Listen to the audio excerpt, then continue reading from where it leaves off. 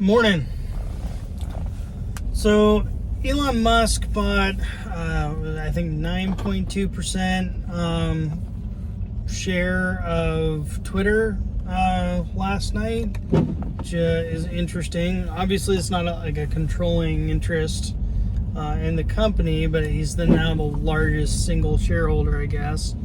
And he obviously likes Twitter. He's on there a lot, and he likes to, I don't know, shitpost, I guess, and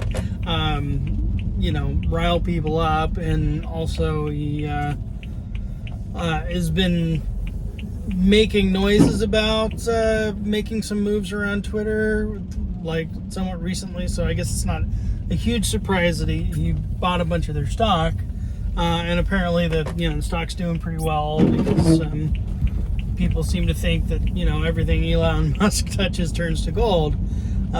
Which, hey, so far proven wrong, right? I mean, it's pretty amazing, just, all the things that he has been involved in and how well they've done despite all the naysayers. I'm not convinced that long-term those companies he started, like SpaceX and Tesla, are necessarily going to deliver, but they're doing very well, and they continue to innovate, and which is fantastic. But a lot of the reason Elon Musk was making noises about acquiring some or all of Twitter had to do with kind of the status of free speech on the platform and kind of what that means. And he posted something to the effect of, Twitter's now the public square, and maybe Twitter should be more observant of the First Amendment and strictly adhering to that interpretation, I guess, of the First Amendment. And the last 5 years plus, I guess, there's been a lot of conversation about like Section 230, and whether platforms or companies are platforms or publishers, right? And what the difference is, and whether or not they can or should have any liability for what's posted or what's editorialized on these sites like Facebook, Twitter, Instagram, whatever else. And ultimately, as things stand now, disclaimer, I'm a layman, I'm not an attorney, so I don't know all the ins and outs of that aspect of the law, but basically, functionally, as things stand right now, they're kind of both, right? They're a platform in that they're merely a vehicle for people to get ideas out there and get things seen, but they also do exercise a certain amount of editorial control over what actually goes up on these websites, through things like terms of service and all that. And people chafe at being censored for one thing or another, and there's certainly plenty of examples of Twitter, or Facebook or whoever, taking posts down, and what the rationale is for them doing that, and oftentimes there is little to no explanation as to what the offending content was. I mean, sometimes it's explicitly clear, but oftentimes it's not. And people are kind of just left wondering, how do I avoid being censored in the future? But I mean, it raises some First Amendment questions, and when people bring up First Amendment concerns, often the retort is, well, this is, it's a private platform or a private company, right? And so, people on the political left seem to find some sort of hypocrisy in people on the political right complaining about, private entities exercising exercising control over their own private property via things like terms of service. And that's not a totally invalid point to make, but kind of more broadly, what Musk is saying and what others have argued is that, you know, these platforms, these websites have become the public square, right? And does that change things as far as whether or not, you know, the First Amendment could or should apply? And currently it doesn't, right? And again, the people on the political left point out, it's like, hey, this is, you know, the First Amendment governs the government, right? Not private entities. And that is to say, they don't have to adhere to your First Amendment rights. You know, the Constitution protects us from being tyrannized by the government, right? And so, you know, you don't have a right to say anything on somebody else's, you know, private property or private platform. You know, and if it's outside the terms of service as well, you know, find another platform or make your own platform, right?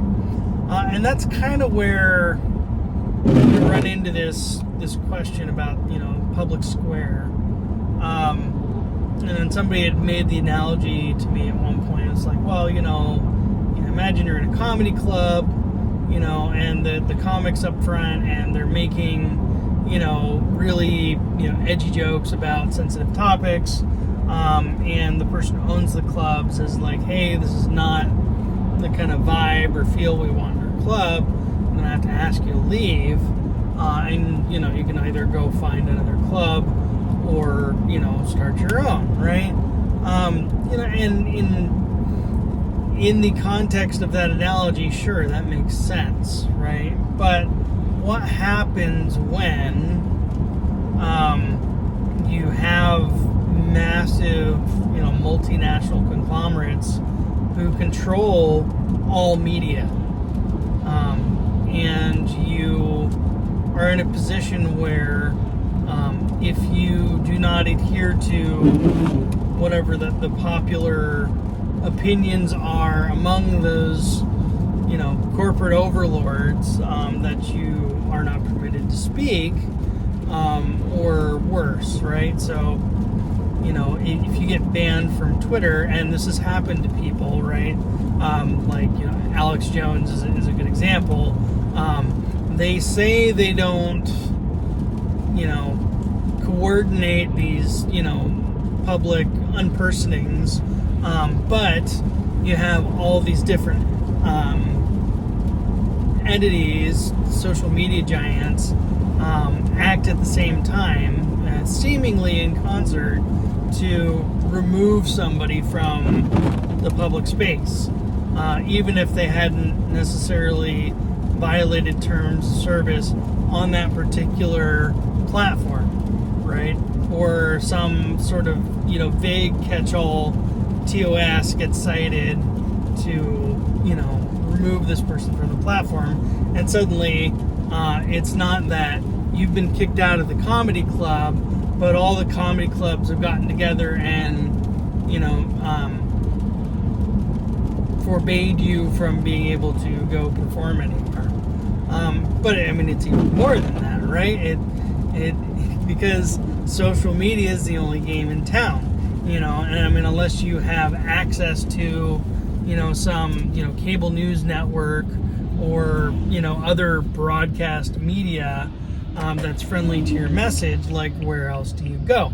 And then beyond that, even still, it's not like, you know, okay, you've been prohibited from going into the comedy club. You've been, you know, you don't have access to other means of, you know, making a living, and somebody has come in and like taken your means of even transacting with people, right? So you have things like Patreon, right? So this kind of crowdfunding website subscription service that have also acted in concert with these platforms to bar people from transacting on their website. You've even had payment processors like Visa and MasterCard ban people. You've had data centers, folks that do cloud computing like Amazon prohibit companies like Parler from hosting their websites.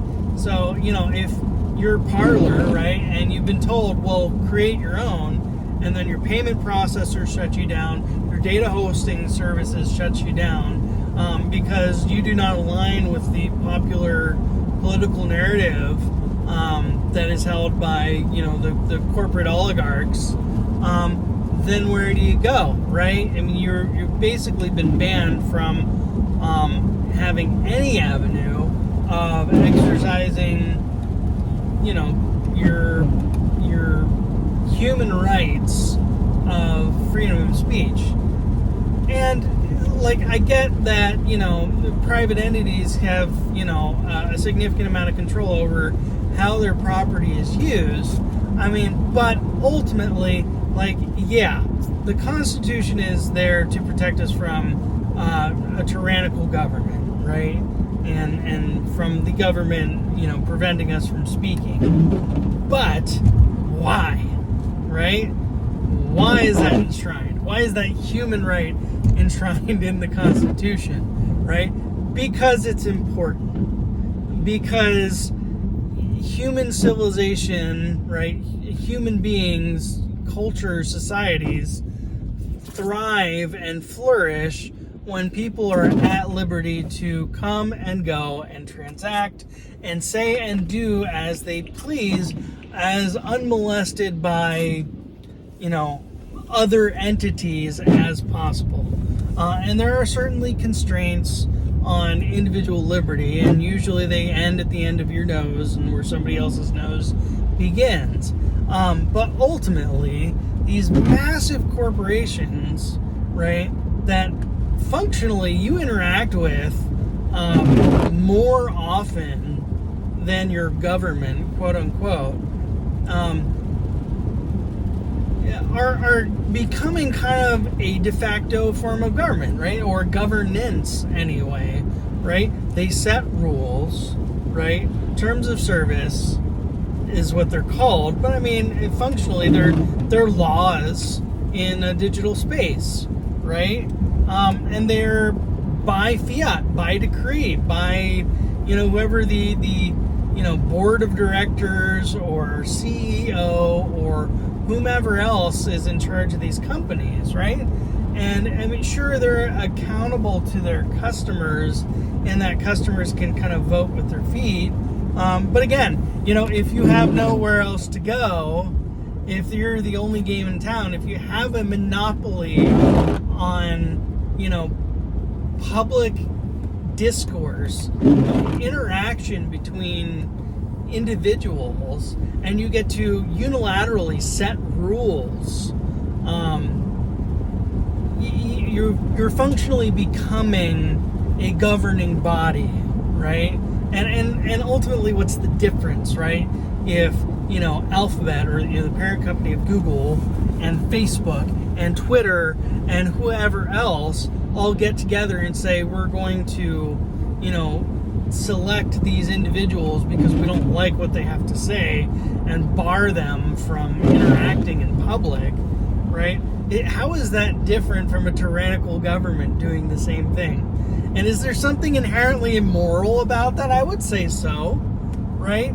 In as much as it's immoral for a tyrannical government to oppress its people, then yes, a capricious and arbitrarily enforced set of rules by some de facto governing body in the corporate space is indistinguishable from a tyrannical government. Saving only that the extent to which they can tyrannize you is limited to where you are compelled to live and work and interact.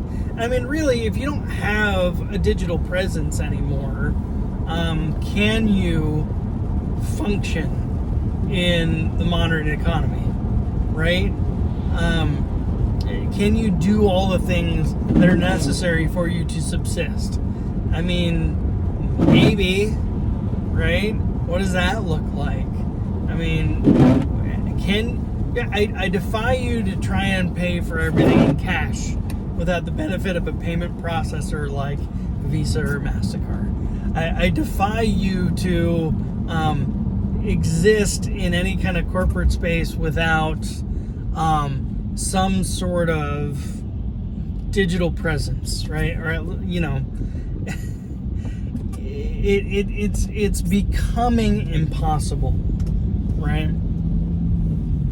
So I think it's clear that at least corporations ought to observe the First Amendment, even if currently the law does not require or compel them to do so, right? And there's a certain moral imperative about observing human rights.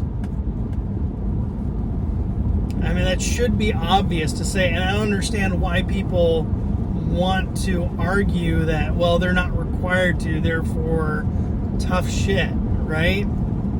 Doesn't make sense.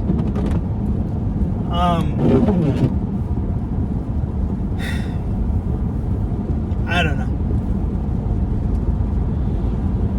I guess that's really all I've got on that. But yeah, no, tell me what you think.